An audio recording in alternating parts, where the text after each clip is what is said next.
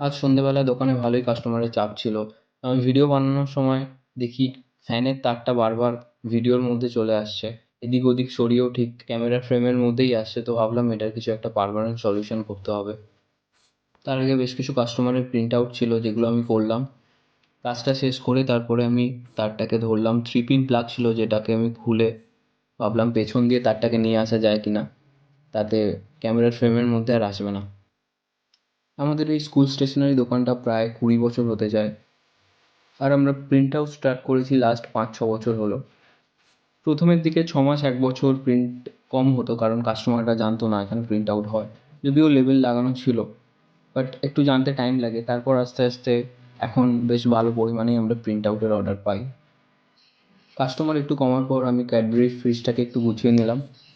এরপর দেখলাম প্রিন্ট আউটের ওয়াইফাইয়ের কানেকশানে একটু প্রবলেম হচ্ছে।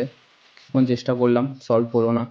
তারপর ভাবলাম থাক আজকে, কখনো কখনো এরকম হয় যে নিজে নিজেই ঠিক হয়ে যায়। ওয়াইফাই ছাড়াও ফোনে জ্যাক লাগিয়ে প্রিন্ট আউট করা যায়। তো আজকের জন্য এটুকুই, দেখা হচ্ছে পরের ভিডিওতে। টাটা।